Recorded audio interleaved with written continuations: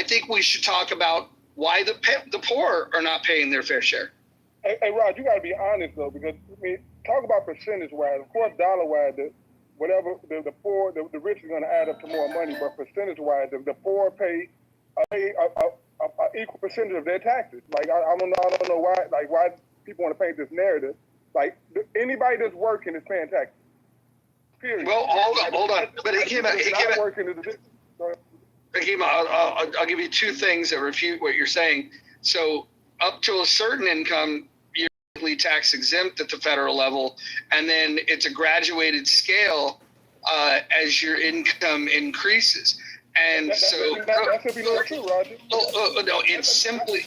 Hold on. It's simply a fact. I can go ahead and post the federal tax rates and the brackets. You can look at them yourself. But the bigger issue that I have is that when I look at all of the income tax that's collected, I look at the top 10% paying 76% of all of the income tax. When I look at the top 50%, they're paying 97.7% of all the income tax.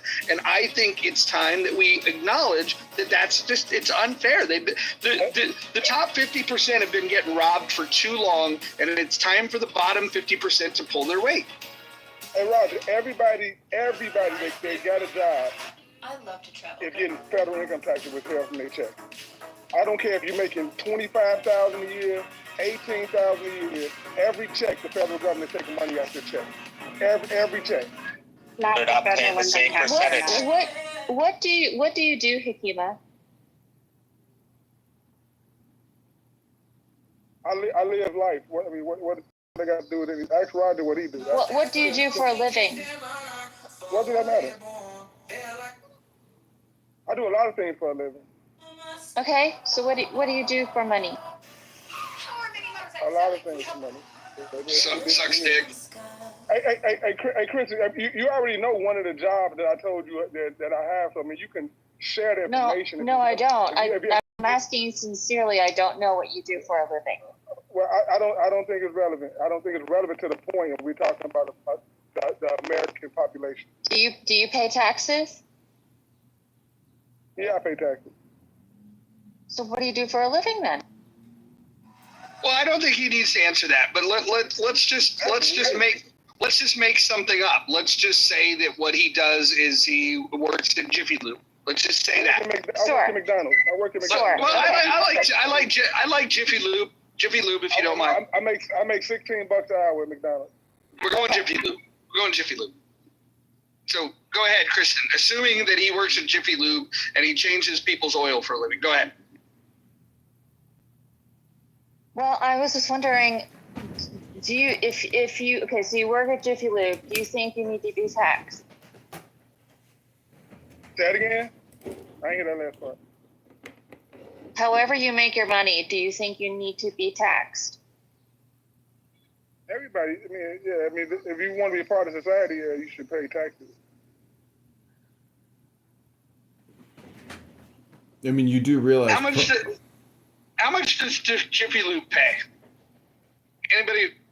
Like $18 an hour. Yeah. $18 an hour. Okay. No, I know an assistant manager at a Washington State Jiffy Lube making $24 an hour. Wow, balling. Right. Did you say $24 an hour? Okay, cool. Let's say that Hakima is in Washington State and he works at Jiffy Lube as an assistant manager, making $24 an hour. Let's go to the little tax calculator. Give me a second. Let's see. Hold on. I will tell you. Jiffy Lube employees wear hats, Mojo? No, it's not hot dog on a stick, dude. I don't remember what the dress like. Let's see. They look like mechanics, dude.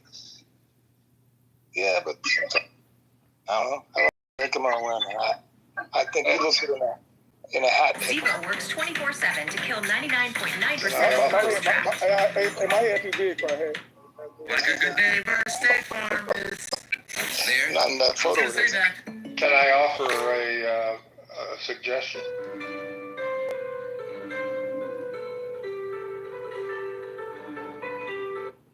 Sure.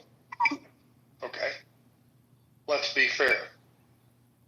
Define income as income from wages paid for your work. Whether you're flipping hamburgers or you're the CEO, you get a check, a salary for the work that you perform, right? I guess that everybody can agree on that. Then Yes. let's flat tax such wages. At what rate? I don't know. We can debate that, but let's flat tax it so that everybody, quote, pays their fair share. No deductions, no gimmicks, no loopholes. If you get a check on an annual salary of $100,000, you pay X%, and if you make $10,000 in wages, you pay X%. If you don't get any wages, you don't get any tax on earned income. Okay? Then we look at, so that everybody pays an equal amount of the money, no gimmicks, no whatever, for the money that they earn as a result of working. Then we look at other income. The CEO that gets stock options, bonuses, all that other stuff. And we tax the living shit out of that to generate enough revenue to sustain a, quote, small federal government, limited government, governed by the people, which was the intent of the formation. All right, I'll stop. I can't, if you don't let me talk, then I can't explain. I'll stop. I want to hear you explain. I just want to ask a question here. So when you say the stock, if you're issued RSUs and you receive the stock, you're not going to pay the taxes on it until you sell the stock. And so I just want to clarify what you mean by treating it all like income. So if a CEO got, let's say, $4 million allocated to them in RSUs, you would not want to tax them until they sold them. I agree. I said tax income, but there's different income. There's income earned by the sweat of your brow. Whether you're a CEO, you're a hamburger flipper, or you're an insurance agent, or whatever. Tax that income, no loopholes, no gimmicks, and we can argue, and I have no idea exactly what it would be, 5%, 10%, I don't know what it would be, but it would be some amount. Then we look at the revenue generated as a result of that and compare it to the legitimate spending that we need to be able to sustain a vibrant country and take care of those who are truly in need. Then look at the other income, other than your wages. And if you get a stock option, but you don't make any money that year from the stock option, then obviously you don't tax it. But when you cash in those stocks, you pay something a hell of a lot more than the minimum taxation rate that everybody participates in. That results in the wealthy getting taxed at a much greater rate for their significant income, but it also means that the downtrodden are contributing, quote, their fair share. Then we can argue about the safety net as to what is reimbursed to those that are the downtrodden. But that's a different argument. That's an argument not of taxation and fairness of taxation. It's an argument of who deserves to take that slam dunk major payments by the rich to be redistributed. That's a different argument than trying to distribute distribute benefits through quote income tax, which has gotten out of control. Does that make any sense? I love the grandfather. It does. I love that your grandfather clock is going off a minute early. It's amazing. But no, I actually think that was thoughtful and that was a good share. I'd love to hear people's thoughts on that. As you guys think about that, hopefully that sunk in. You guys understood what he was getting at. I wouldn't necessarily co-sign, but I do think that he put a lot of thought into that. I want to just share this to Hakima and to Kristen. Actually, I didn't put any thought into it. I just pulled it out of my ass when I saw the topic of the room, and I don't think we should crucify the poor. Well, I disagree. But let's go back to Hakima working as an assistant manager at Jiffy Lube, making $24 an hour. Assuming he's working 40 hours a week, the gross annual income is $49,920 a year. The standard deduction would be $15,000, which would make his taxable income $34,920 a year annually, which would mean that his federal tax liability would be $3,952 annually, and so he would be paying 7.9% of gross income in federal income tax. And so now knowing that, Hakima, do you think that that's too little or too much?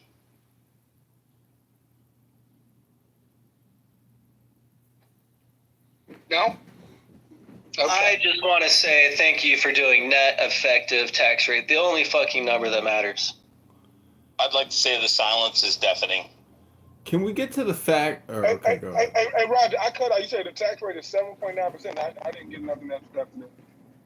So yeah, we were talking about your job as an assistant manager making $24 an hour at Jiffy Lube, 40 hours a week. You would make $49,920. You have a standard deduction of $15,000. Your taxable income is $34,920, which means your taxes would be $3,952. So your effective tax rate is 7.9% of gross income. Yeah, but hold on, you slipped something in there. It was like the $15,000. So the only thing is facts. Go ahead. Oh, right. No, the standard deduction, but that don't come until the following year. But that other money, that money was paid, so they might get that money back in return. But they paid that money in taxes. So you're looking at the end of it. You're not looking at the money they are paying every week or every 2 weeks out their check. They are paying taxes. I gotta say, they may get a refund back or deductions or whatever, but they and the tax. The government is using that money.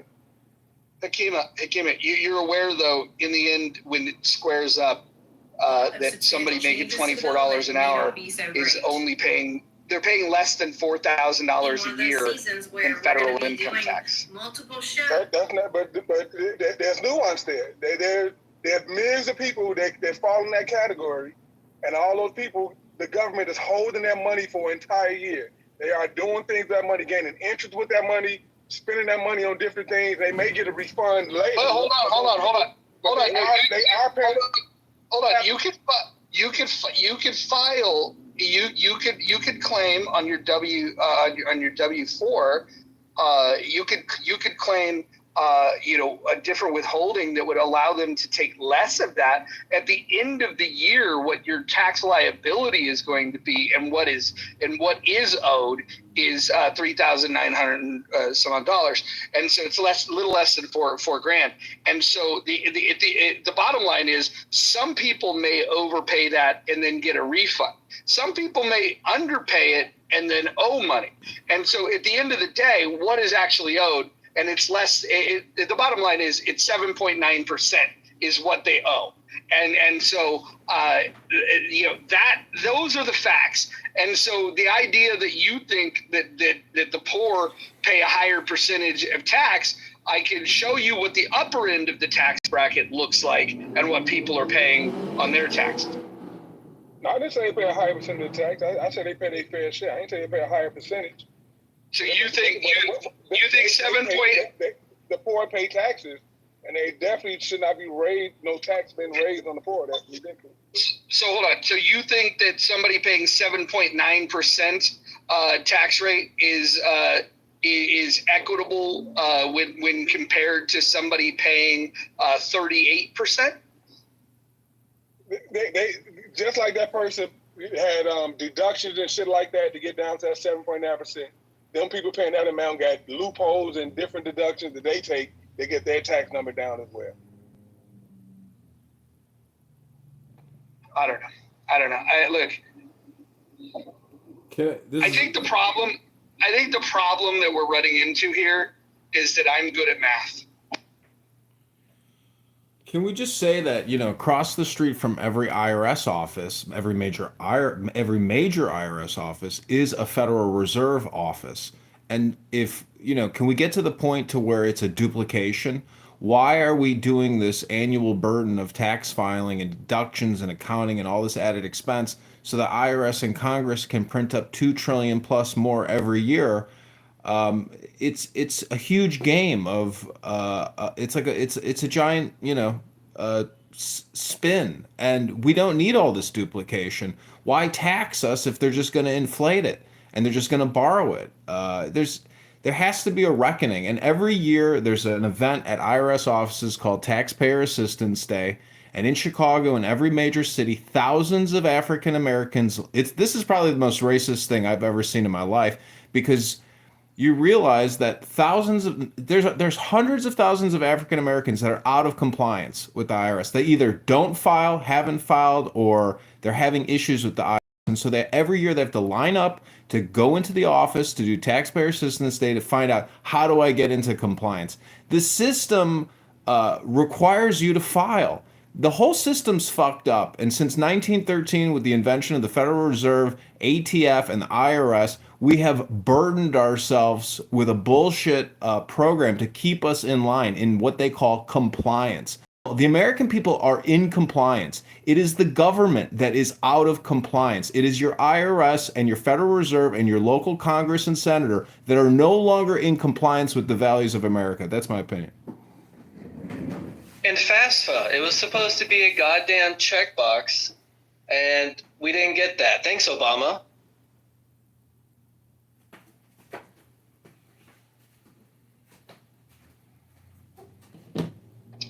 Gary, you came to the stage. Do you believe that we should raise the taxes on the poor?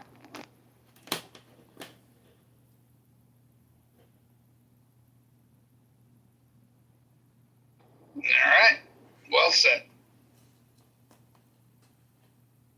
Who else in the room besides you believe that? Who else believes that we should raise taxes on the poor? I don't know. Let's ask. Anybody agree with me that we should raise taxes on the poor?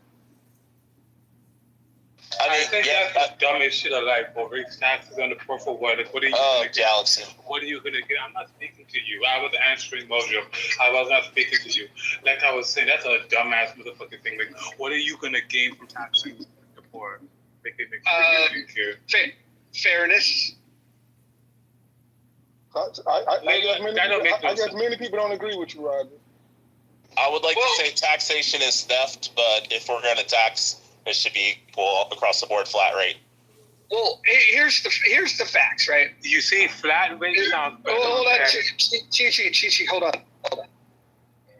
Here's the problem I have, is that right now the rich pay an overwhelming amount of it, a disproportionate amount of the overall income tax. The top 50% pay 97.7% of all the income tax at the federal level, and the bottom 50% pay 2.3%. I personally believe we need to level that out. I don't think that we should continue this asinine call to tax the rich. I think what we should do is we should fundamentally look at who's paying the tax now, who's not paying the tax now, and we should fix that system, and we should make sure that we eat the poor. Hey, Roger, I got a challenge for you. Earlier you made a statement that you know math, right? I do the math. Like, what would it take to tax the poor to make that number equivalent or even close to it? The answer, you already know, there is no answer. Even 100% don't do it. So, like, what amount would make you happy to make that number go from 2% to 4%. Would you be satisfied then if you quadruple the poor's tax rate and now they paying 4% opposed to 2%? I'm curious.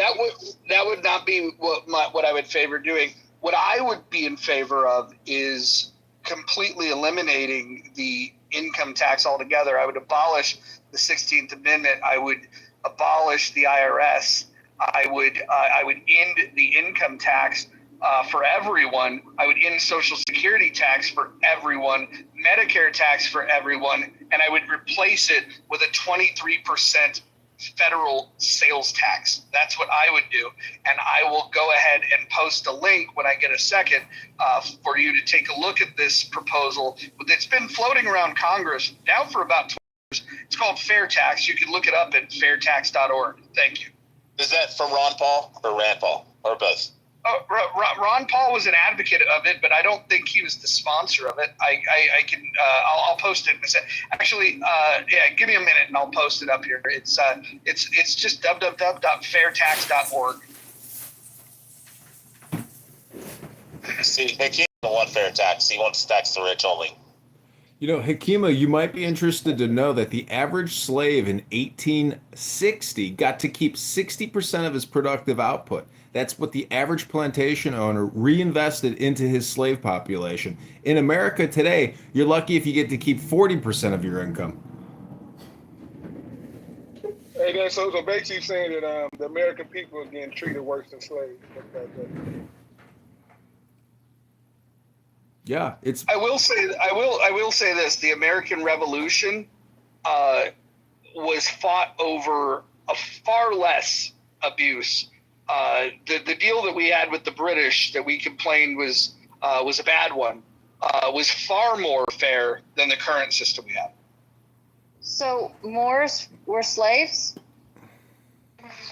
No one pushed back on the slave got to keep 60% of their output. Nobody pushed back on that. Everyone stayed That's silent. from a book called The Federal Mafia. Now, I agree that I think that it's a very controversial statement, but I really try to bring it up just to point out that we're working 3 out of 5 days to pay taxes. It's income tax, sales tax, property taxes, and it's out of control, and it's because the borrowing and the spending is out of control, and you know we have to have redress. This is a perfect platform to start the complaint process. Are you going to use that as an example in a future conversation? Sure, I got no problem bringing up the Federal Mafia book by Irwin Schiff, Peter Schiff's father. Do you enjoy paying taxes, Jimmy? No, I just want to understand that example. Why would you say that property can keep property? The argument, how property was able to keep property, 60% of their output. What I'm saying is slave masters, based on their productivity, and reinvested 60% of what they produced back into maintaining their slave population. So masters reinvested. So okay, if I have an asset, my house, let's say it's a rental property, and I reinvest some of my revenue. Slaves had houses, and slaves needed food, and slaves needed clothing. Well, that's just the cost of input. That's the cost of your input. That's literally an operating expense. It's not a slave keeping a percentage of their output, their property. Can I, Jesus Christ. Roger, you said you were good at math. Well, I have a career as a nuclear engineer, so I would suggest that I use that. Roger's not here. Well, Mojo or whoever. Mojo's not here. I'm sorry. Okay, well then I'll. Did he get clipped again? What happened? No, he was on a phone call. Yeah, he was going to research something. He'll be back. But my point is, honestly, I'm sick of. Galaxy Hush. Listen, I don't know why this guy keeps fixing his lip to speak to me. I don't want to hear from him. Thank you. Anthony's back. Roger's back in. He's gone again. Well, he's back. Akima doesn't want to hear from me, so I'll shut up. Oh, Mojo's back. I was letting you know he's back. I want to hear what you got to say. I'm back. I had audio issues. I apologize. All right, can I get maybe a minute? I believe. How about a couple seconds? How about hold on? Chi-Chi's going to the audience, And go ahead, Anson. You will not be interrupted. As I said, Thank you. I believe everybody that earns a wage should contribute to the welfare of America equally. You get a higher wage, you pay a higher tax, not a higher percentage of your wage. Everybody equally contributes to the welfare of America through their wages. Then we go to a different debate and add up that income, that revenue for America. Everybody paying their fair share, and then figure out how we need to raise more revenue to redistribute wealth in America to take care of the downtrodden and not let the rich run rampant with all their money. That is a different argument than what I would call as wage income taxes. Is everybody, and you can bandy around all the percentages you want, and I don't know what that percentage is. I'll throw it out as 5% maybe. And then we have a different argument on a whole different level of taxation, maybe a whole different IRS. The IRS just focuses on who pays how much percentage of the wage of the paychecks they get. And then we can have another agency that regulates how everybody else makes money and how much we should tax that money. Does that make any sense?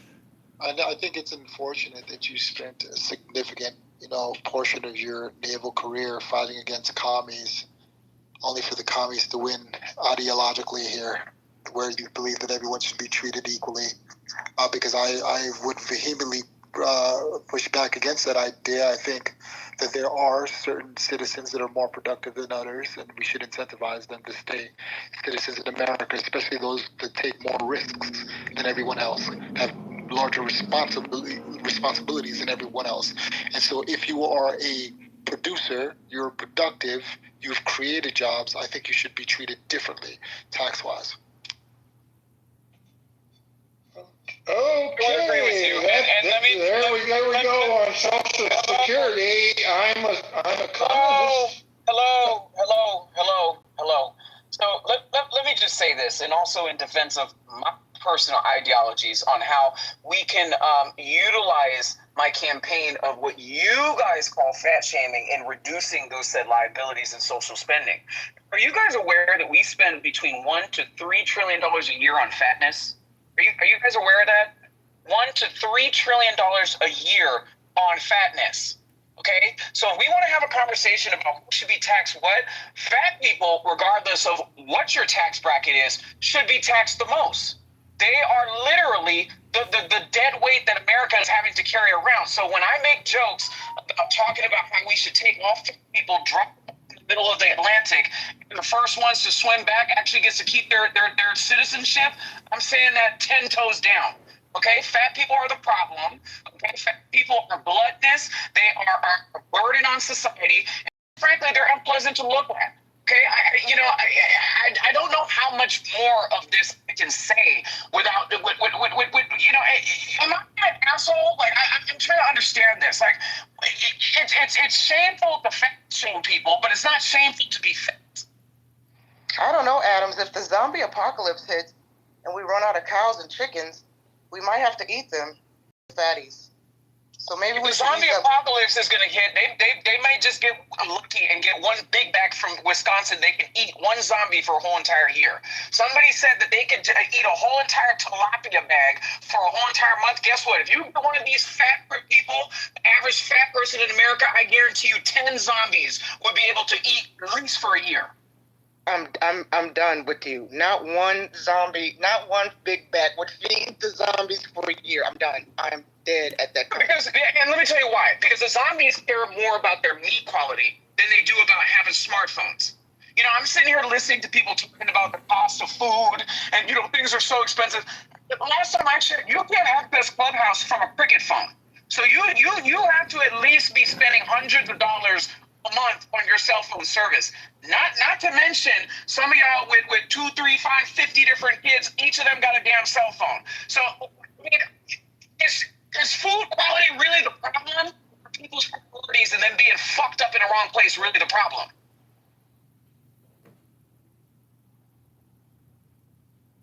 We're taxed too much. Bubby, that's what you sound like, Bubby. Fat people can't even, people that are on SNAP, they can't even go to the grocery store and buy the good stuff. They got to buy the processed food and the packaging to get the SNAP food. Not every food, if you're a fat person on SNAP, you can't always get the healthy food. But we're being taxed to death in this country. Who says the food's the issue? Who says the food's the issue? Wait, and they can get it. They just choose not to get it. Exercise and Food is the food. issue. We're all eating off the same food supply. Well, do you want the federal government? Others are not. Do you want the federal government to continue to spend $2 trillion on Medicare, Medicaid, but not give anybody a gym membership? I don't know. When was the last time you went to a federal workout facility to work a fat ass? I've never seen the government pay for fat people to lose weight. They do not give a fuck. Why does the government give you a gym membership when you can walk your fat ass around the block for free? I don't want to use taxes to subsidize health care to take care of people with cancer either. I'm just saying, if the government were to pay for federal fucking workout facilities versus giving Pfizer $300 billion to produce COVID-19 vaccines for a Wuhan virus, they sure as hell can do that. Our government gives our money away to poison us at every turn. We are our own worst enemy, and we continue to vote for thieves, frauds, and charlatans in Congress and in Senate. They give our tax dollars away and borrow on our behalf, and we're not asking them to borrow $2 trillion a year to flush it down the fucking toilet. Well, even if the government did offer free gym memberships, I dare say a lot of people wouldn't capitalize on it. They wouldn't go, because, like Adam said, you could walk around the block for free. You can do a workout in your house. There's so many objects in and around your house that you can use to help you lose weight, and yet folks do not take advantage. So I don't think it's like going to a library. Fat ass would use. When you go to the library, you read a book. When you take your fat ass to the gym, you get on a treadmill, you get on a Stairmaster, or you use weights, or you use the yoga studio, or you use the pool. It's a designated place for fat people to defat their fat asses. And guess what all of those places have turned into? Okay. Subsidies. They've turned into daycare country clubs for the homeless. So good luck sending your kid to school, okay, and having them walk home and be able to, start their homework instead of sitting at home by themselves, starting their homework at the library. Kids in major cities can't do that anymore. Why? Because there are day programs for the homeless. So at what point are we going to put accountability where accountability belongs? If you're fat, that's your problem and that's your misery. That shouldn't be anybody else's. If you're homeless, well, hey, maybe instead of spending time at the library all day trying to figure out how you can gain access to the internet to go and pick your crack, why don't you go and apply for a job? Why does this always have to be the taxpayer's problem? And by the way, where the taxpayers are paying for all of these things, these homeless people to hand out tents for them to rot down on the sidewalk. Have you ever thought of the average experience of a person in a wheelchair in major cities in America? You can't even go from one part of Los Angeles to the other, okay, in a sidewalk without having to go into oncoming traffic because the sidewalk's so fucked up. So, I mean, what are we doing? What are we doing? Let's go back to the conversation about our priorities, because it's the same lack of priorities that encourage people to complain, out of breath on a cell phone and not go to the gym is the same type of, what are we doing? What are we doing? Yeah, but we shouldn't also be paying for people that have heart conditions or cancer, all that kind of stuff. We should just let those people die too. No, some people need help. Clearly y'all have a heart.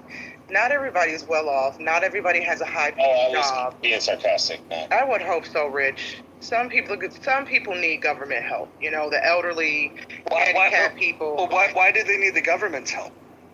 Well, who else is going to help them, right? If they don't have the community support, the support from family, it has to. The support and the help has to come from someplace. Roger, I'll tell you why. Hold on. Imagine a world in which the federal government, the state government, the local government didn't have the boot on the throats of all of their citizens. Just imagine what they might be able to do with their money. Right, but I'm saying like for those who, I'm speaking about like the elderly and handicapped, disabled people specifically. They're a little bit more vulnerable than us able-bodied folks who can get up and go to work and earn a living, right? Yes. So let me ask you both a question. Why is it that the generation in the middle, because again, the older generation was well prepared for their retirement. They were well prepared for their spending. It's a generation in the middle, okay, that sit up on social media, that go and get liberal arts degrees into the tune of $70,000, $80,000 a year, and it bled that generation dry.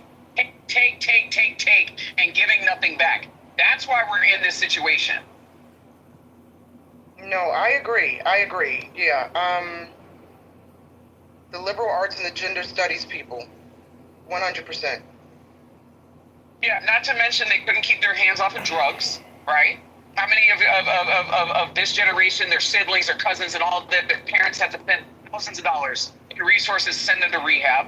Let's talk about how many of them had to put up their grandmother's house to bail them out of jail. Let's talk about the generation that, you know, the grandparents are having to raise the kids because the kids still want to live their best life. They still want to party and they still want to bullshit. Screw your parents' retirement. Screw their abilities for them to be able to provide for themselves. So screw that. You know, it's the entitlement. You know, instead of saving, living in an apartment, and maybe buying something modest, mommy and daddy, I want to live in a TikTok house. You used to spank me when I was younger, and you didn't raise me like Jimmy Jones's parents did in the street. Guilt, manipulation. This is how that generation bled our grandparents' generation and our parents' generation dry. And it's still happening.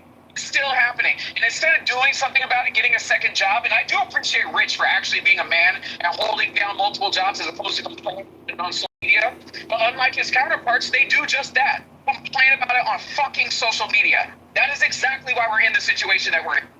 Adams, just real quick, talking about the drugs issue, did we forget the crack babies and the era that generation came from? But didn't that was also the generation of tough love, and you did not see grandmother putting her house up on the market and because she was guilted. She was guilted because her child was a latchkey kid and yelled at for not doing what he was supposed to do. Yeah, she was crying because today they cry because their grandkids got a gender studies degree. In the 80s, they cried because their grandkids were cracked out dying on the street. Gotcha. But you know what? Adams. You know the thing about those crack babies though, they got their asses beat. They could get switches used on their ass. They got their asses beat by the overdoses. That's for sure. Adams, I got a question. Would you agree that we should not be subsidizing healthcare, Adams?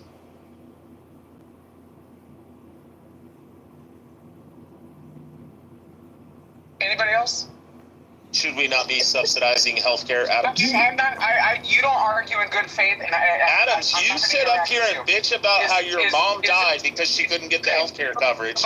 Goodbye, Rich. You're gonna kick me, Adams? Really? Goodbye. Yes, because you're making it a personal attack, and this is. No, I'm asking, but. Thank you. So it is what it is. I mean, doesn't and that's what I mean about the personal attacks and the gossiping. You know, I can understand. You went after his mom. Roger, I can understand why you moved him down earlier this morning for that bullshit. This is not a good faith actor that wants to have a mature conversation. This man wants to lose all of his arguments and then start attacking people to find these ad hominem ways of trying to win his failed argument. So you can do it in the goo. Roger, if you want to bring him back up, it's your room, but I'm not going to listen to him going back and forth outside of the topic and just using it as an opportunity to attack people. I gooed him last night when he was talking about killing pit bulls. That's amazing that you went after his mother. I really want you to think about that, Rich. That you had to lash out like that to somebody's personal stuff.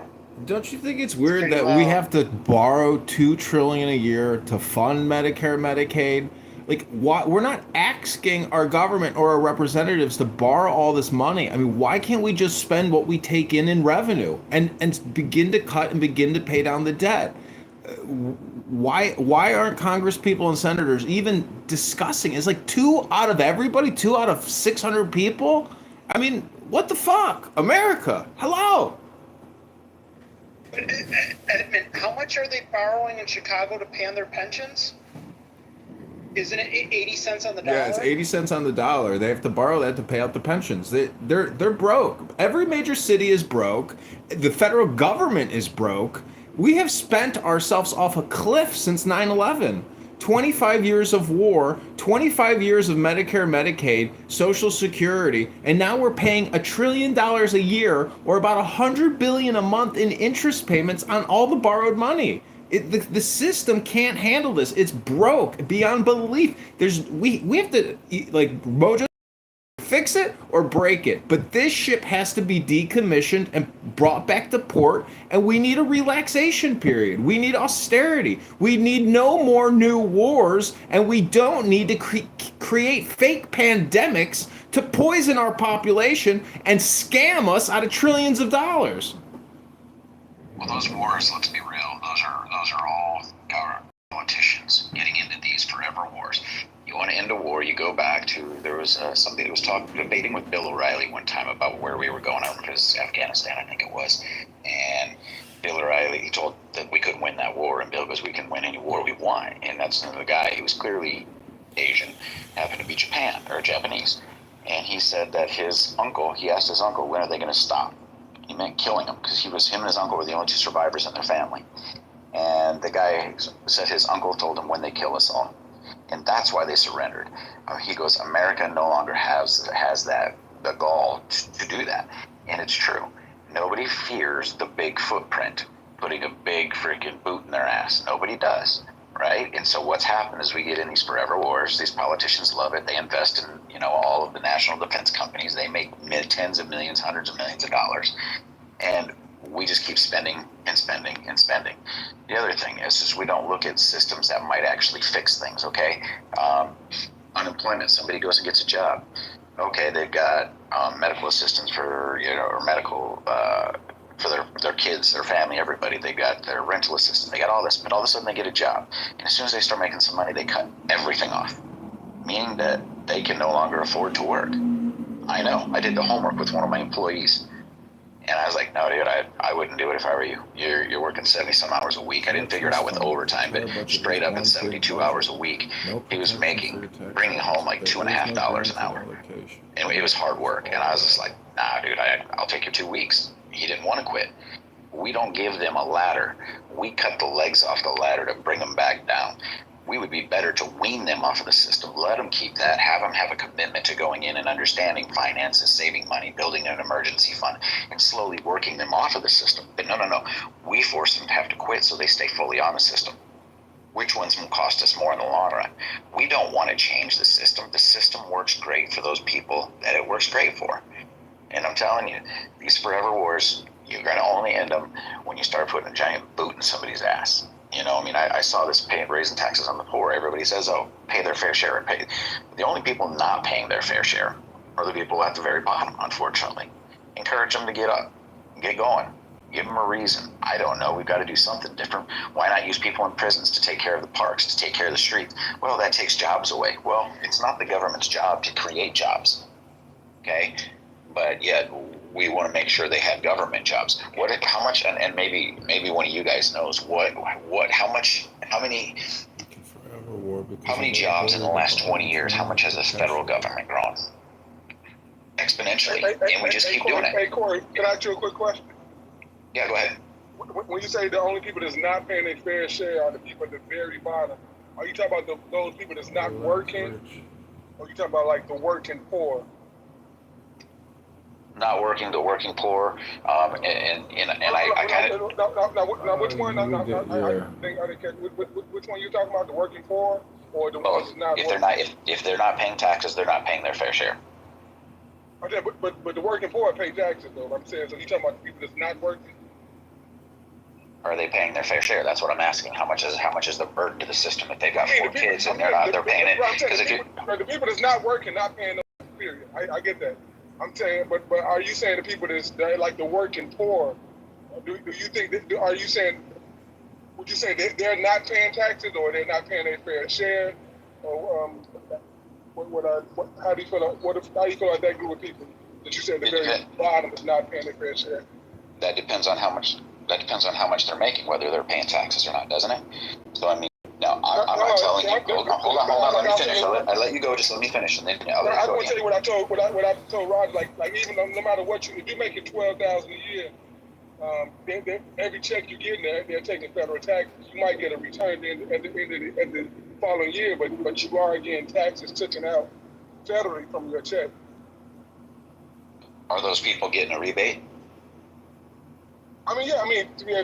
Do tax credits or child tax credits and other things the same way like the rich got loopholes and tax credits or whatever they can do with donations, whatever, to bring down their tax rate. Yeah, the poor also have that too, though. But let me last thing. But they are still, regardless of anything, they are still getting money taken out their check every week. And at the end of the year, they may get something back, but that don't change the fact that the government is taking their money and the government is using that money. Okay, so it depends what you have, Mark. When you guys are referring to taxes, like what can you guys be a little bit more specific? Talk about federal. We mainly talk about federal income tax. Okay, so you're talking about income taxes. We're just talking about income taxes. Is that correct, Hakima? Because if you look at you could expand it to other things, but that's been the topic. Okay, so you understand the point that I was trying to make with that, Roger, because even if you do look at lower earning people, they're still handing back their contribution to the tax base in another way by continuing to be consumers in a way that's very different from a person's individual consumer tax liability, especially when you ascend into higher tax brackets. Shout out to a lot of people that, buy things and pay taxes, sales taxes under their corporations and do on the back end get income tax benefits behind that versus somebody who's having to, go to Walmart and, pay taxes for their kids' clothes for back to school shopping. It's just a little bit different in the way that people structure their finances. I mean, wouldn't you agree, Roger? I mean, there's definitely other ways that the poor are taxed. Sales tax is one that people would argue is regressive, but I think the point of the room, though, is just to highlight the fact and the absurdity of believing that rich people don't pay enough tax. Like, that narrative has always been bogus. That narrative, it's not rooted in fact. Are there loopholes in the tax code that are there provisions in the tax code that allow people to claim more deductions? Sure. If you hire a tax professional and you have a lot of income in various income streams, can you get deductions? Of course you can. But the truth of the matter is even when those deductions are taken into consideration, rich people are paying disproportionately higher amounts of tax than the poor people, and we need to start talking about that honestly, because people just lie about it, and then nobody challenges it, because it's like, you don't want to say, how come these fucking deadbeats aren't paying their shit? And everybody's afraid to say anything about people are poor and how the poor are a burden on society, but they have no problem making up lies about the rich. So would you be willing to offer the submission that less educated people, pay more in taxes than, more highly educated people? Because, you do have lower earning people that are educated in the sense that they've managed to connect themselves with resources to be able to exploit certain type of loopholes that are still available to poor people that are also available to wealthy people to lower their tax burden. Would you be willing to hear that argument, Roger? Sure. Make the argument. Well, I think. Well, I mean, even if you look at higher earning people without education, they put themselves in different positions of tax liability because they don't make themselves. They don't put themselves in front of people that are able to help them make good financial decisions. I mean, you have people like Toni Braxton, for example. I mean, she makes millions and millions and millions of dollars, but I mean, would you feel that she may have paid more in taxes because of the way that she handled her tax situation, and she didn't necessarily get in front of it the way that she should have? I mean, it's not to say that somebody, I mean, there's many different ways to look at it. I mean, just because somebody's wealthy doesn't mean that they don't run into tax issues and could otherwise have access to less of their income than an otherwise poor person. Okay, but you mentioned an educated person, so there's a lot of educated people that have zero idea about the tax, how to circumvent the taxes, right? Then we have people who never went to college that are freaking geniuses at it. So, I mean, the education is a matter of what you're educated in. People that get into real estate start to really understand it because they start to communicate with people. They get told, hey, go see this tax accountant, and all of a sudden they start to learn that. So when we say educated, I mean, it's different than somebody might think because has nothing to do with a college education, right? I'm not specifically referring to just formal education. Okay, yeah, because I was going to say, because there's some people down here that never went to college that they do very, very well with tax systems, But the thing is down like over in LA, you're gonna know this. Here in Miami, here in Florida, here in California, anywhere along the coast, you start to see this. New York, there's people who have multiple homes. 10, 15, $20 million homes. It's their second or third home. There's people here that have $10 million condos, and they have 6 condos in 3 different buildings here. Not even exaggerating. Well, when we're talking $10 million, you're talking almost $200,000 in taxes a year. Some of them, one of them I know, 2 of his units never even been lived in. He renovated them, spent $200,000 on one, never lived in it. Still had the plastic on everything 2 years later. He's paying, that one was about a $6 million deal, so he's paying $120,000 in taxes, right? He doesn't have any kids in the system. He rarely is here. And so when we look at what he's paying in taxes, he might be not paying as much on income taxes, but everything else that he owns, he's paying some massive numbers. And that's why I kind of laugh when people say the rich aren't paying their fair share. They're paying more in 1 year, despite not paying as much in income tax than most people are going to pay in a lifetime. But with the subject of the room, we always hear paying their fair share. That's the big dog on the wealthy. But those guys will pay more in 1 year, even with all their tax breaks, than most of us will earn in a lifetime. So it's a skewed thing. But I understand. And I'm not one to say that we should start raising the taxes on the poor or whatever. Just saying, hey, everybody's screw it. You got to. Hey, I'm compassionate, but we also have to have a system that helps people to climb the ladder, who encourages them to climb the ladder. Okay, saying when I get to the next level, oh, hey, wait, I know this happens to people. I went to 47 hours and I made less on my paycheck because I jumped into the next tax bracket. That sucks for those people. Those are the things that we need to look at. How can we change them? But I was just kind of more throwing it out there when we hear on the don't pay their fair share thing is what I'm attacking is the wealthy pay an astronomical amount of taxes. It's just not in the way people see the taxes. So do you feel like maybe your friend, and not to go too much into your friend's personal business, but do you feel like that could be a result of them parking money somewhere where they otherwise putting it into an avenue of investments and they were otherwise taxed for what they made on that investment? It's easier for them to park their money somewhere, pay the neighborhood association fees, pay the property taxes, but then your equity continues to grow in a way that's different from your portfolio growing and you continuing to get taxed every time it does grow? Oh, absolutely. I mean, the real estate industry here is amazing. He bought parking spots for, I think it was $60,000 a piece, and I think they're about $250,000 a piece now. That's growth, right? Not getting taxed. See my point? Yeah.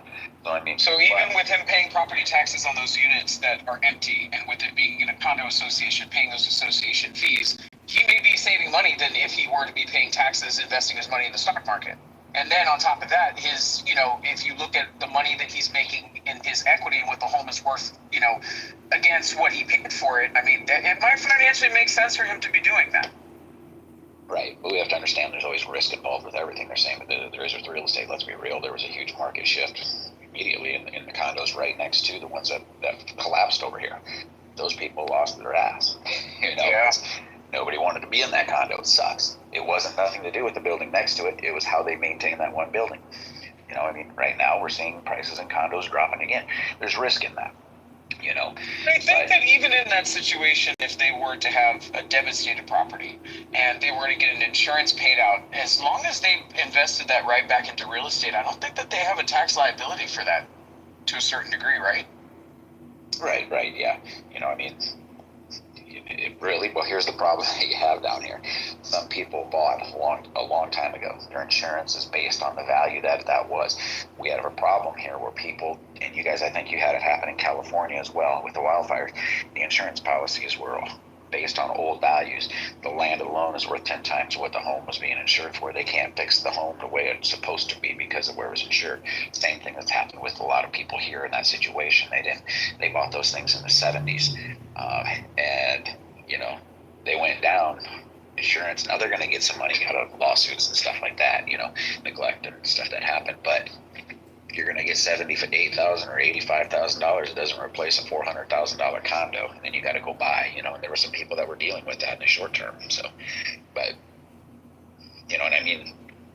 you guys were dead on when you look at taxes. What we're paying consumers, what most people don't realize is, look into your state and just see what you're paying per gallon of gas on taxes. They make more per gallon. The state does, the government does, per gallon of gas than the oil companies do. They're killing it, and that's why California's like, well, we might have to start taxing you guys for driving electric cars per mile. They make so much money on gas, on taxes, and look at what that is to the average. Of course, the rich pay that too, but it's a larger portion of an income of someone that's a lower earner. So that's a significant burden on the tax. If people really understood how much tax they pay, it would scare them.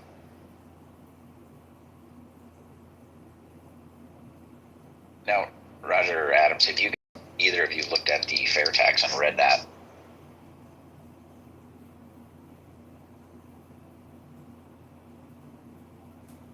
What did you say about the fair tax?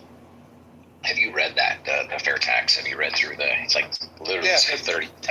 I've been promoting that for damn near 2 decades. Right, I remember, because when that came out with Congressman Linder, I always said whoever runs on that, I'll vote for. And the only person I've heard so far to do it was Huckabee. And every time he brought it up on the debate stage, they literally cut his mic. Ron Paul used to talk about it all the time. Was he one of the first ones? Okay, yeah. I remember he had a different thing. I just didn't know that he was the fair tax at that point. But the fair tax. I think he's gotten far more radical since then. But I think it's a legit idea.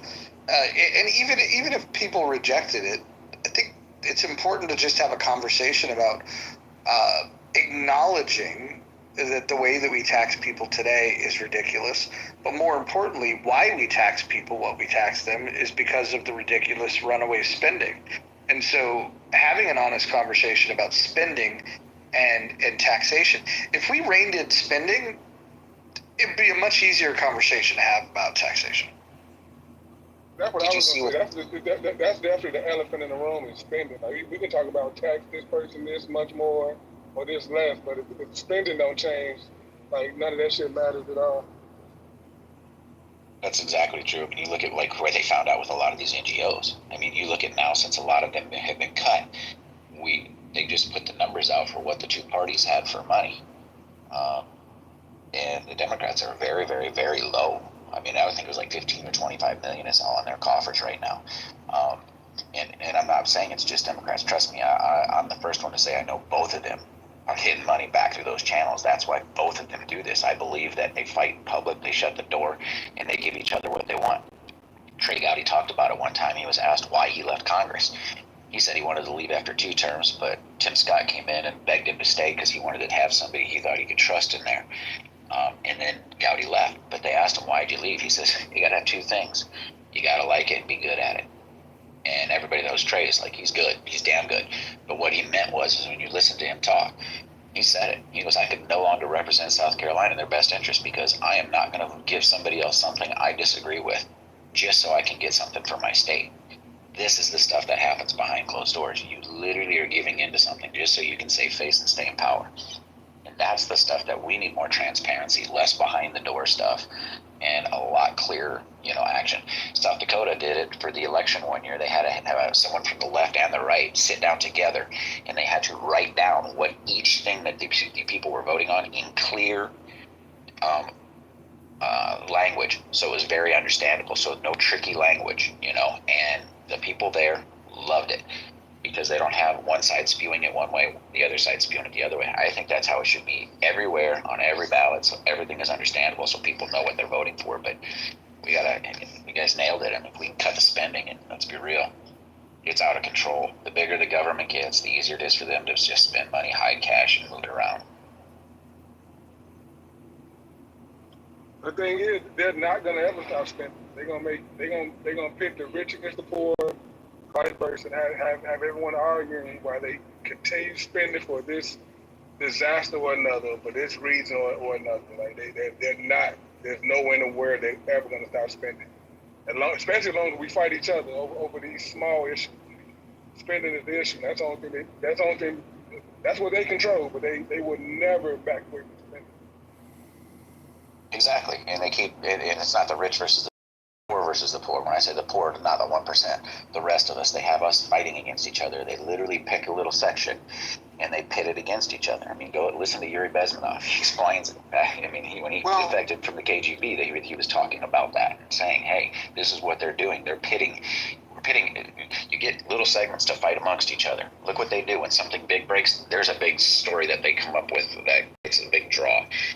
They don't want the spotlight on them. They're going to turn it every chance they can, but they want to keep us fighting. They're telling us to go in the streets and fight right now. The politicians are. I mean, Mojo, I'm sorry, let me know when I can respond to Corey. I respect Corey. I want to respond to him. Go ahead, T. Now is the time. Okay. So I agree with Corey completely. Here in America, half the stupidest people are MAGA and half the stupidest people are leftists. And the MAGA idiots and the leftists battle each other. And I actually say that it's good for America that our political system has divided the morons equally in two halves. And here's why. In any country where the morons get together to set policy, the policy sucks. They vote for retarded things, like all the morons got together in Germany and they shut down all the nuclear power plants. Now Germany's economy is collapsing. In France, all the morons got together and they made it illegal for businesses to fire workers under any circumstances. So obviously businesses are leaving. In other countries, the morons got together and confiscated the wealth of the rich. And of course, we all know that turns your country into a shithole. So the genius of the American system, the beauty, the reason America is the most successful country in the world by far is precisely because Corey is right. The angry loser shitheads in America, the morons, the retards, the jealous, angry, bitter schmucks are divided, half into MAGA, half into leftists. What that does is it allows the centrists to keep a reasonable policy, a capitalist policy. And as a result of the centrists running America, we have the highest GDP of any country. And in fact, standard of living is growing. We have automation. We have robots rolling out quickly. We have AI rolling out quickly. We have housing abundance in cities with capitalism. Cities like Austin and Minneapolis are today implementing housing abundance, and rents are falling dramatically. And finally, we are implementing self-driving cars very quickly. Now, the one thing that unifies retards, the MAGA retards and leftist retards are unified in hating self-driving cars. I don't know why they're against self-driving cars, but they're against it. And if those retards were in charge of America, self-driving cars would be banned and 40,000 people would die. But because the retards have been defeated, we have self-driving cars in Phoenix, in Austin, in San Francisco. We are going to save 40,000 lives because the retards are divided between two groups, and we can safely tell them to fuck off, and I'm done speaking. Key, I would just like to commend your use of bringing back the word retard. Amen.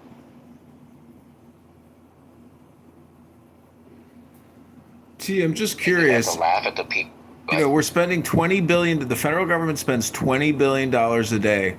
About $13 billion of that is taxed and generated by the IRS. We are spending $7 billion a day that we have to borrow. How much is too much? And have the American people voted to spend on this $7 billion that they have to borrow daily? I mean, how do we cut the spending? Thank you, Dr. T. Well, it was interesting when they talked to the people who put the fair tax together. They, you know, and it was tweaked over the years because there were some things that they were going to do. Oh, we got to help people at below the poverty line. Well, we'll figure out who's at the poverty line. We're like, well, that costs too much money. It's easier to send everybody a check for whatever it is, right?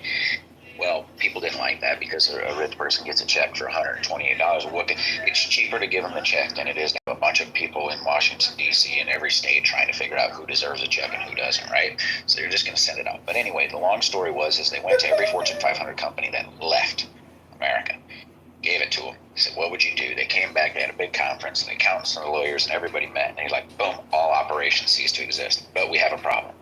They still don't like the red tape, number one. But number two was, we need to get a workforce. To me, this is the simplest solution ever. We have people all around the world that need jobs, not just ones that can walk across the border, all around the world. Now you could have companies who could literally reach out to a workforce. And I know there's people that do this because the company that I used to run is doing it. So I'm like, I remember the island, but these guys come here and work their tail off for how many ever months and then go back, right? We could be doing that and helping a lot more people. We could be bringing in people to work. We could be solving a lot of the immigration system. We have those people here, and this is what I'm saying. There should be a Skid Row, okay, to sharecropping pipeline at this point. Okay, all of those people, get them sober, and instead of them spazzing out on the sidewalks of Los Angeles, put up affordable housing and sharecropping neighborhoods and put them to work. Have them go pick up tomatoes. You think that these are all decrepit men that are living in those tents? Some of them are able-bodied 30-year-olds, 20-year-olds. Get them sober. They can't go into the military, but they can definitely pick tomatoes. So, I mean, I feel like this is Corey, if you ever saw some of the buildings I had to go and audit when I was working in conventional housing, and seeing what the city is paying for these units, what people's individual contribution are, and what they're collecting from the actual, the person living in it, the occupant, and what the landlord is actually charging, for somebody to live there. I mean, it's ridiculous. I mean, people's kids in America are going to dorms where they're like sardine cans. You have affordable housing in mid-city Los Angeles with moss on the walls, a faux Carrera marble freaking, barbecue grills in common areas, rooftop pools that look to freaking Beverly Hills. Like, it's absolutely disgusting. And the city is paying $3,100 a month per person. The people only have to go in there and pay $200 when rent is due. It's disgusting. We're subsidizing this shit. Absolutely. I mean, you hear too, you hear what we're doing when you have, they were literally buying people out of contracts in the Carolinas, rental contracts, so that they could in turn rent them out to the insurance companies to put people that were displaced in at 4 times the rate. I know, because people were reaching out wanting to know if I wanted to, jump in on some things up there. It's a great moneymaker. However, in the end, when they're doing that, it's just costing us because our insurance rates are going through the roof. So when you say this, yeah, everything is doing this. It's just a constant. None of it makes any sense, and there's no logic to it. And that's the thing. Until we start figuring out ways to make it more logical, people are always going to screw the system in our government. Dude, saying what you're saying, I believe it. I mean, Alonzo Mourning just did a thing down here, but this was all private funded to help with getting affordable housing. There's ways to do it. And I think they should do a hell of a lot better job with it.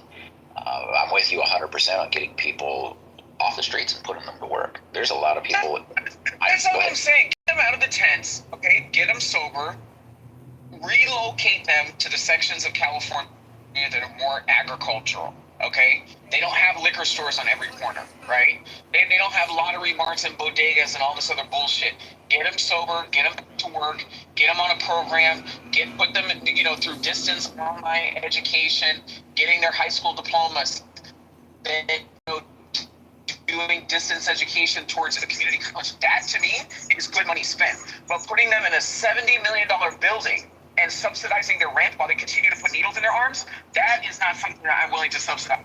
Hey, Adam, a part you miss is the mental illness part. Like most of the people are not functional. I mean, it's not just a drug. The majority, it's drug induced. It's substance abuse induced. No. The mental illness got them on the drug. Like, no, I think you're missing the way things Okay, go. but for somebody, I'm speaking specifically for Los Angeles. For somebody who lives here, it's because his kids don't have any damn home.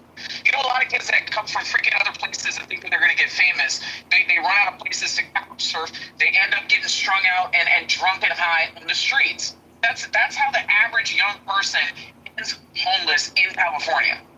Okay, so I mean, it's but Hakima, maybe the causation and the environment is different where you are, but I'm speaking about the issue here in California, which speaks for the majority of the issue of homelessness in America, because California has the most homeless people in freaking America. Right, because people migrate there from other areas. Everybody not there just native California. Another thing, like, point. Another thing, like you still missing the mental illness part though. Like when you see people acting crazy, it's not because of drugs, it's because of the mental illness. Like drugs don't like you smoking crack, it don't make you just go act fucking crazy. No, if you have a mental illness, then yeah. So you're definitely missing that part. So no people are not gonna be able to just go get cleaned up and go work these jobs. They are mentally ill. They need help. So again, I said a pipeline program to where you get people off the streets, you get them institutionalized, you get them medicated, get them sober, okay, and reintroduce them into society through an agricultural program. So I mean, I refuse to believe that the species of human beings, as strong as we are, that we have this many people that are too mentally ill to work. We need to stop this. Hey, Adam, agricultural programs sound so close to slavery. It's like another word for slavery. Agricultural program. Somebody's got to get vegetables and fruits, Hakima. So is this any different than the Job Corps that people were screaming and complaining about that got defunded on your side of the aisle, Hakima? How is this business model any different than the Job Corps? Well, they're saying the same thing about the NFL. So I mean, when do we stop this? I mean, what he's talking about is creating a program. It's no different than the electricians. They got Job Corps, anything. You literally have a system that you go through. If you want to be a journeyman electrician and eventually be able to start your own business, you're going to go through this whole program, and there's a reason for it. Because if you don't do it right, people die, right? So now, not all things require as strict as the electrician's program. But plumbing. There's other things out there. There's a lot of different things that they can do, that they can have. Literally, like he's saying, programs for. I'm telling you, it would be real simple. And I know they did this back where I used to live. They had people in the community that were accountants that would literally go and like one night a week for a month, they would teach a course. Then they'd have a different one. But they did this to teach people in the community different things, finances, investing, mortgages, different things. So they're learning it in this, and it was free. All you had to do is show up. And they're getting a tax break for doing it. What's that? We need landscapers. I mean, that's one thing that I don't think that California exploits enough. We don't have enough freaking landscapers. Okay, everybody is complaining about the fire brush and clearing brush and all that. Who's going to do this? So, I mean, at the end of the day, we need to utilize the resources that we have. We have a lot of able-bodied people, okay, that, yes, need to go through a program and be able to become sufficient enough to hold down a job. But we have a lot of able-bodied people to be able to assist in this effort as a society. I'm sorry, everybody cannot go to ITT Tech and get a job making $100,000 a year working computers. Yes, that's the American dream, and maybe this is a pathway. Maybe this is one step out of the tent for a lot of these people to where they can hold down one job in agriculture, save up money, use those community college programs, and get themselves into the tech field and grow and scale. Hey Adam, it was not enough for our grandparents' generation or our great-grandparents' generation to do the same thing that I'm explaining. It should be good enough for us. Hey, a quick question. Who gonna pay these people? What's gonna be their wages? Is it gonna be minimum wage, or they gonna get something like $10, $12 an hour, or because the farmers can't pay these people. So once these people get rehabilitated and the ones that's mentally fit to work, what's gonna be their salary? It's not gonna be the same salary that the illegal immigrants getting. I'm sure not $2-3 an hour. So it's gotta be at least $10-12. That's gonna raise food prices for everyone. Why everybody complain about food prices? Like so, like really, what do we want? Like, what do Americans really want?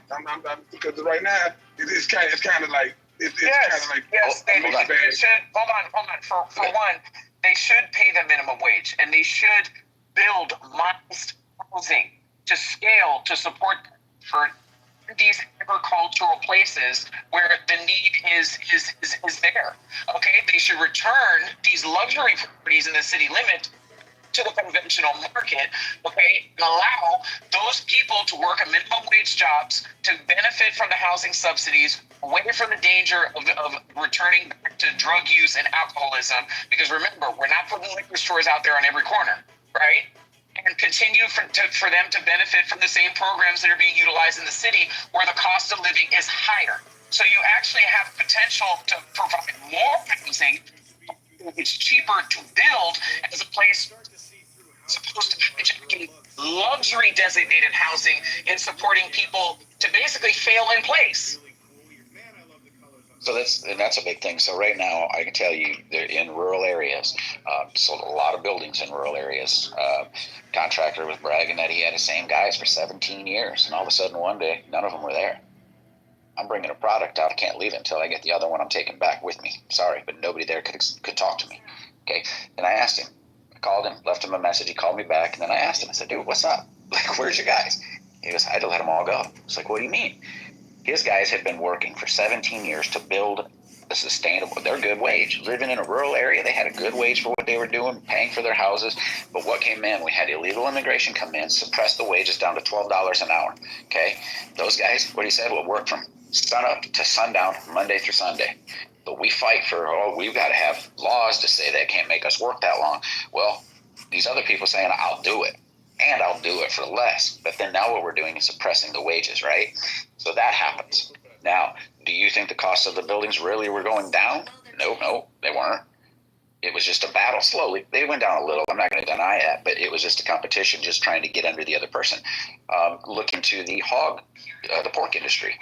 They were paying very well. Go work there, $18-19 an hour in an area that the average wage is $13 for a get in the door at a I call it a CVS. They don't have those there, but like a little grocery store, or these rural areas, they don't have big stuff, but they're $12 to $13 an hour. You get into the ag world, and you can make decent money. Now, are you going to go out there and make six figures? No, but you're not living in a place you need to. You can buy a house where that was for, at that point, like 5, 6, 7 years ago, $80,000 to $120,000. Now, it's not a big, beautiful house, but it's a house that's decent. So, but to say that they can't survive on a wage there and that's going to drive everything up, that's not the case. They're already paying really good at some of these places. In the manufacturing segment, it was $12 to $13 an hour, $14 an hour. Jumped it up to probably 17 to 18 now, 7-8 years later. But when you have a large population coming in and saying, well, we'll work for less, you're suppressing these wages that everybody was watching naturally go up, right? So what happens is people have this false assumption that, ag industry, whether they, you'd kind of call it slave labor or whatever, I don't know. It's only that way if you're not getting paid enough to really satisfy your needs. And not everybody can work in the tech industry, because guess what's coming? AI. The people who went to school for tech might be the ones from the outside looking in pretty soon. Or why is it everybody keeps belaboring these points about agriculture when it comes to paying people less? But then these are the same people where every time you go out of town, you stay at a hotel, right? I mean, you go to a restaurant, right? You don't think that those industries have been notorious for exploiting people in paying them, pennies on the dollar? So why is it agriculture is always the exit escape route for the employment exploitation? I just don't get it. It's because it's an easy attack. Oh, we need food, right? I mean, I know this. I know the farmers very, very, very well. They had people working on their farm, and they weren't getting paid pennies. Now, they were driving a new truck. Now, let's be real, trucks aren't cheap. But they didn't go have some big fancy house. They lived a modest life, and that's a lot of what it is in rural living, is a modest life. But those people were making a good wage. I never heard them complain about it. You know, knew them, talked with them. Sure, everybody would like to make more money, but they also know when the losses come, guess who eats that? That farmer. So he's got to make money because there's going to be years where he takes a loss, you know. But ag is the easy thing, Adam said. They want to attack it because they always want to bring it up as, oh, the food prices. Oh, it's going to cost you more. Good. I want to tell you something, Corey. I've been saying this since. Hold on. Let me just say this really. I got to run this story real quick. Let me say this real quick. I just find it fascinating that